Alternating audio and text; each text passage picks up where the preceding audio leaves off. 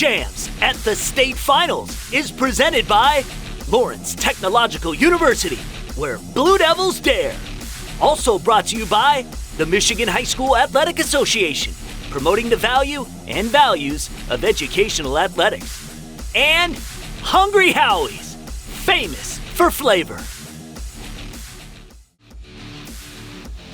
Hello and welcome to another State Champs special presentation. This is the Boys Soccer State Championship Show for 2019. Joining me here on set is Dan Stickrat. He's our man who covers soccer all year long for us. He loves the sport, covers the sport. Dan, thanks for being here again, man. It's always a pleasure to be here. All right. Another exciting season is in the bag. Yeah, how would you just kind of encapsulate as we get into the state finals highlights what this season has been overall? I think you saw all 4 championships in the MHSAA. The winners were all ranked in the top 5 going into the tournament. So the state powers rose to the top at the end. The cream always rises to the top. This year in particular, let's begin in Division II. We go to Novi. I'm Chuck Pellerito, and let's check out the Division IV boys soccer finals from Novi High School. Grosse Pointe Woods University of Liggett Knights came in at 18-2-1, looking for their first state title in school history. Muskegon West Michigan Christian Warriors 18-2-3. They won it all in 2010, and this group is looking to do it again. First half, Michael Masumpa steals from the Knights deep in their own end. Quick shot by keeper Sam Sword right there with the save, and we went scoreless into the half. Liggett trying to put some pressure on the Warriors to start off the second. Doug Wood passes to Stuart Smith, has some room, puts a shot on goal, but Jamison Gorman is there with a diving stop to keep the Warriors off the board. Marcus Weigel passes from midfield down to Matthew Summers. Lead pass to Stuart Smith, but just a little too much on it as Gorman comes out of the goal to make the save. Time winding down in regulation. Nolan Andersma gets the throw in, juggles it around some Warriors, shoots, but Gorman there with a diving save. Doug Wood with the second chance, but Gorman able to get up just enough to send us into overtime. Warriors stop the Knights' clear attempt, and Ashton Leffering gets it back to Brevin Byron, has some space, takes a shot, and bounces it off a diving Sam Sword's arms. Scoreless after 80 minutes, we head to a penalty kick shootout. First up is the Liggett Knights, sending Matthew Summers to the line. He goes right, Gorman guesses left, Liggett up 1-0. Warriors counter with Brandon Flez. He goes left and sticks it in the corner just out of Sword's reach. Shootouts tied at 1 apiece. Liggett comes right back with Stuart Smith, but Gorman dives right in front of it and comes up with the save. Brevin Byron comes up for the Warriors. He goes left and Sam Sword dives, gets his hand on it to punch that one away. That's 1 goal, 1 save for each side now. Sheikh Manna is the number 3 up for the Knights. He goes left as well. Gorman able to punch it away. We're still tied at 1. Charlie Elfrey up to take his shot for West Michigan. He gets set, goes after Sword, fooled him for the second, but he gets his arm on it, keeping this as close as we can get. 2 blocks for both of these keepers. Incredible! Will Nicholson looking to break the tie for Liggett, but Gorman won't let that happen. He has to go backwards on this one. Nicholson can't believe it, but that's 3 blocks for Gorman now. Isaac Van Hoven steps up for West Michigan Christian. Goes right at Sword, can't get down fast enough, beats him 5-hole, Warriors up. Last chance for Liggett. If Nolan Andersma can get this one in, we go to sudden death. Andersma with the run-up.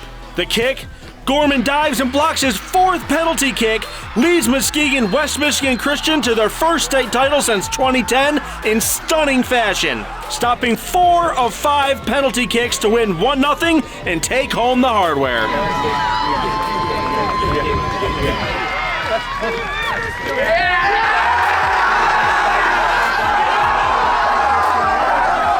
Right now I'm just overwhelmed with excitement, so really happy right now.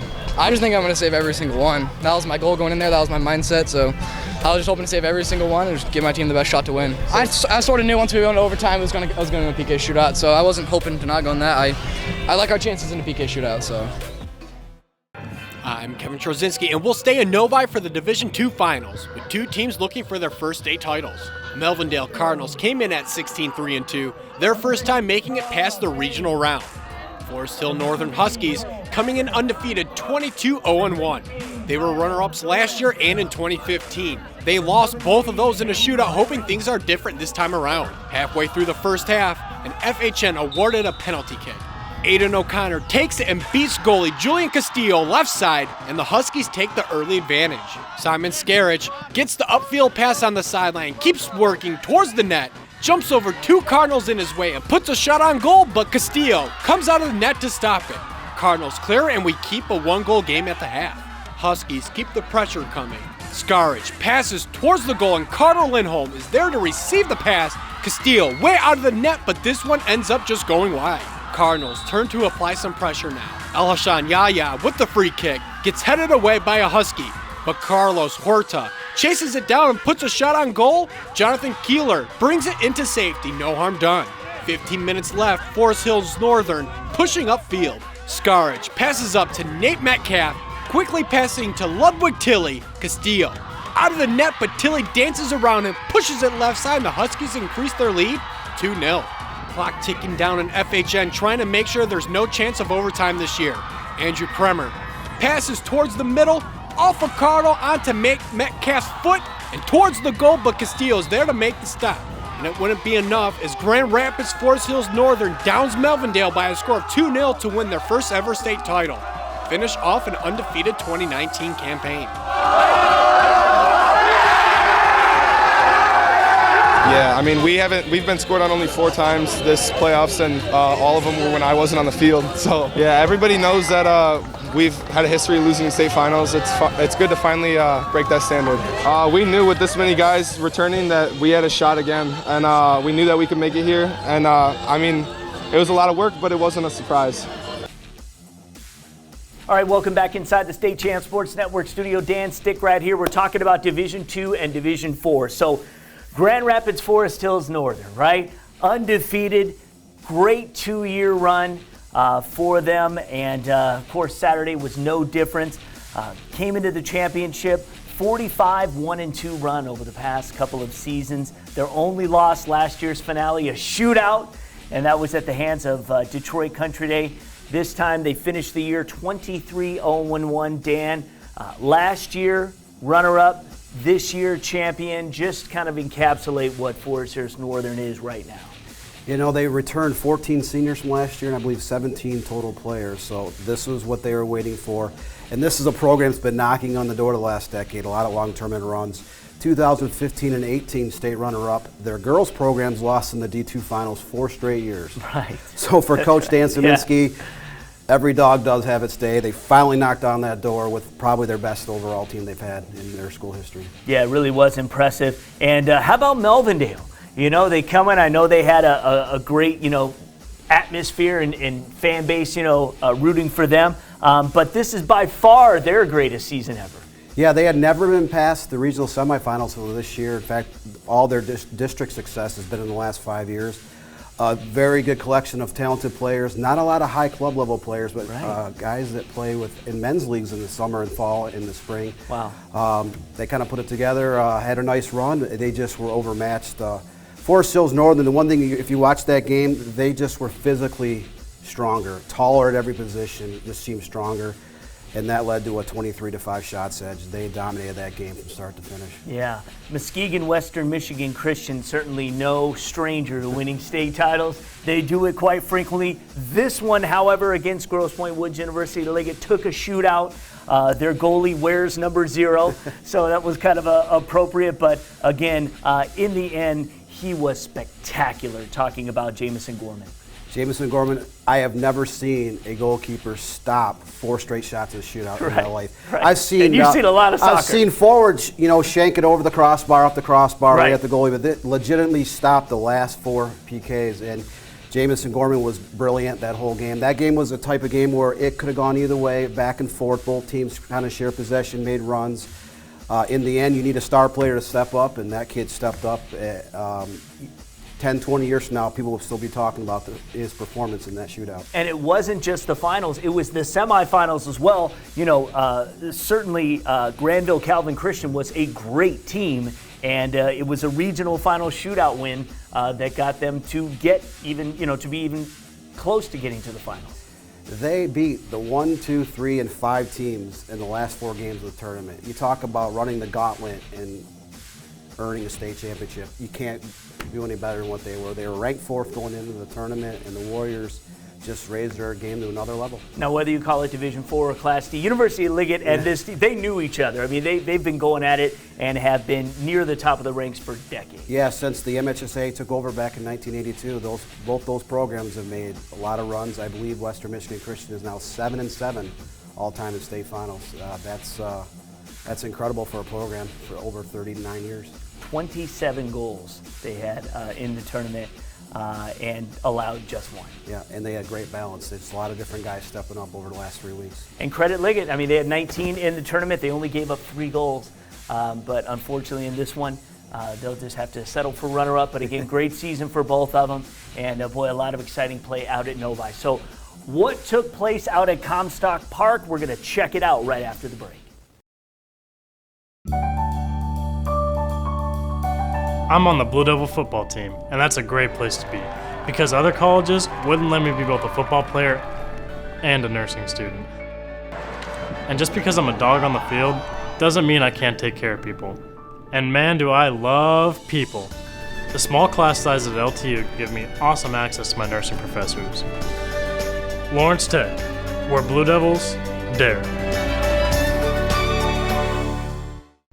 So, I got my start in officiating when a friend told me I should try it. At first I just did basketball, and I got hooked. Before long, I added baseball, softball, football, and volleyball. I really enjoy giving back to the game, working with kids, and working with my local association to recruit and train new officials. I would like to say to anybody that officiating is a great way to help kids and stay connected to the game. We always need new officials. There's help wanted, just listen. You do know you want a contest to spend the whole day with me, right? Mm-hmm. And you just want to sit here and eat this delicious pizza? We could do other things. A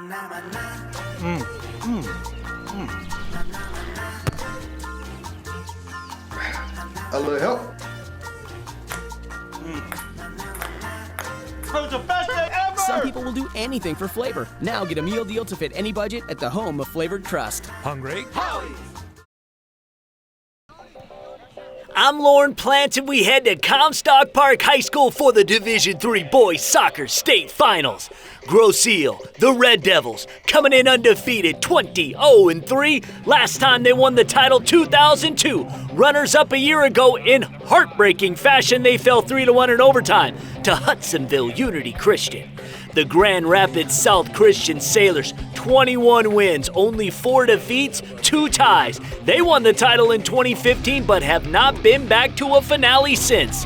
The Red Devils looking to get out to a quick start. They do. Bosch Tanny upfield, shoots it short side, 1-0, Red Devils 14 minutes in. Sailors working quick here. Tom DeVries going to get it upfield to Reese Boss with the shot, but Alex Skehan out of the net, a slide and the block. Alex DeSanta with the free kick for the Red Devils. Going top shelf, but Nick Shepard gets up, juggles it, able to bring it down for the Sailors. Free kick opportunity for the Sailors now. It's Caleb Wierenga. Puts his right leg into it, but Skehan there to catch it, no problem. Red Devils kept the 1-0 lead going into the second half. The Sailors, Boston Knapp here sprinting upfield. He's going to get it over to Boss in the box, but Skehan able to get a piece of it and send it wide. Tanny working towards the sideline, able to deliver a pass to Joe Duke in front of the net. Shepard slides and knocks it away. It was still a 1-goal game. Wierenga taking another free kick for the Sailors. Up high, Jeff Harima puts it in the box for Tom DeVries, but Skehan able to get to it before he can put an attempt on it. Diego Tiscarino plays it in. Off a Red Devil. Reese Boss there to follow up. Gets his head on it just out of Skehan's reach. Sailors tie it up with 19 minutes left to go in the game. Grosse Ile back with the ball. Clayton Lafayette passing towards the net. Josh Davis juggles it around Caleb Wierenga. Puts a left leg on it, but off the top crossbar. Cleared out by Wierenga. We stayed tied at 1. We're headed for overtime. 2 minutes left in the second overtime period. Sailors try to capitalize. Boss passing back to Diego Tiscarino. Works away from the defender. Takes a shot, but Skihan comes up with another clutch save. We were headed to a best-of-5 penalty kick shootout. First up, South Christian's Barron Tubergen. He goes left, Skihan, guess right. Sailors 1-0 advantage. So Grosse Ile sends Josh Davis up next. He buries it in the right corner. Red Devils even it up. Sailors sending Tom DeVries to the line. His shot just wide of the net. We're still tied at 1.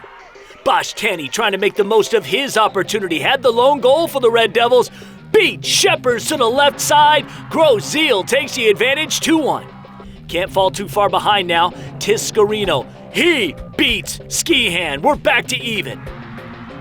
Red Devils sending Tony Bogatai to the line. Shepherds all over it, bats this one away. We were still knotted up. Caleb Wieringa's turn. Tries left, just too much, bangs it off the post.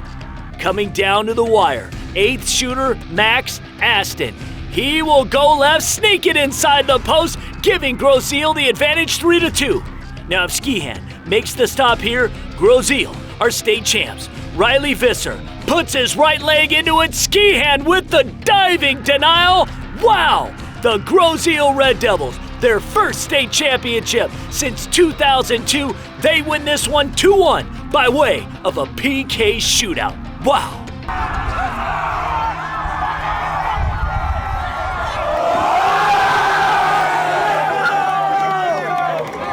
I mean, it was just surreal. It was amazing. I don't even know how to describe it. It was just amazing. I mean, you just gotta focus on the game. You just gotta work hard, harder than the other team, and then just, put everything on the line last game. I couldn't even hold back to my emotions, to be honest with you. I was crying. I was so happy, and I've never cried before for being happy at something. I played with these guys since I was 3 or 4, ever, and this is our time. We deserve this, honestly. We've been wanting this so bad. We stay at Comstock Park for the Division I Boys Soccer Championship. Traverse City West, 18-4-2. They've never won a state title. Troy Athens, 22 wins, just 2 defeats, 1 tie. They haven't won the championship since 1997 when they beat Salem by a 2-1 score. Let's get to action in the first half. Game scoreless. The Eagles, Andre Miftari passes up to TJ Renaud. He's going to get it deep in the Titans' end. He'll get a shot on goal, but Blade Kalbfleisch there for the stop, able to jump on the ball before any damage is done. Later, Athens with a free kick. Jaden Mikowski, the chance, puts it high, but Kalbfleisch gets even higher, able to haul it in. TC West with a free kick chance of their own. It's going to be taken by Finn Durbin. Big boot on it, but Jason Kemp catches it right in the breadbasket. We were scoreless at the half. Second half action now. Troy Athens, chance at the free kick. Miftari puts his leg into it. Goes top left corner. This one past Kalbfleisch. Athens up 1-0. Later, and it's another free kick by Mikowski. This is a long one, going to hang in the air for a while. Headed once, then again by Rishi. Kalin puts it on goal, but Kalbfleisch up and knocks it away. Then, Gavin Michael going to get the header from Colin Blackport. He's going to head towards the goal. Gets taken out by Paul Siak. That led to a penalty kick for the Titans. Blackport will take the PK, and he knows exactly where to put it. We are tied at 1, just under 14 minutes to go.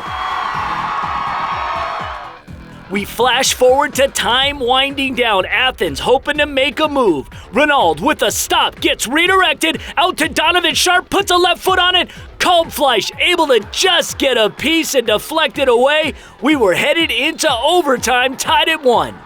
Just like what happened in D3, 1 overtime not enough. We needed a second.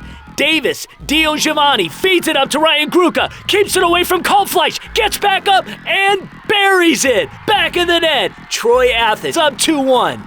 And the Red Hawks continue to be red hot. This is 2 minutes later. Gruca with the corner kick. Bounces around in front of the net. Kishi Kalyan there to bang it home. Athens up 3-1 now. 2 minutes later, Athens, Jack Musto going to clear the ball out. Under a Titan's leg, Ryan Gruka able to chase it down and find the back of the twine. Troy Athens score 3 goals in the second overtime to claim their first state championship in 22 years. Final score, 4-1.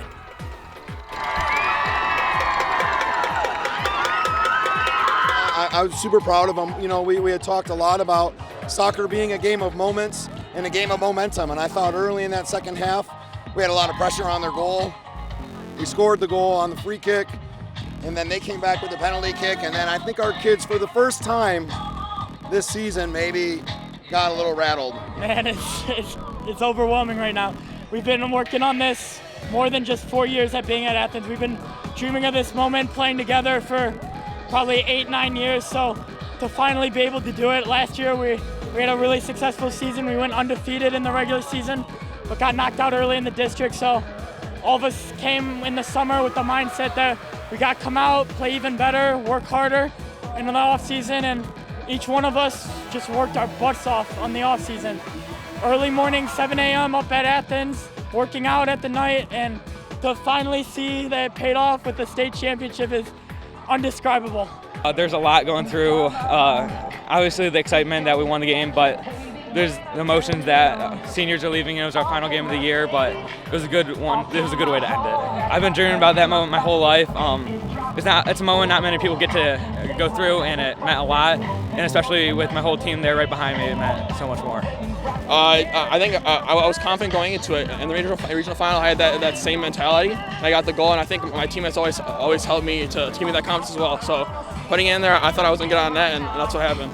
He's immense. Having him in the back, you always know you're going to be safe. No matter what's going to happen, you know it's going to be safe. And just having him as a vocal leader, I think it always works. Welcome back inside the State Champs studio. Just had an opportunity to check out Division III and Division I highlights.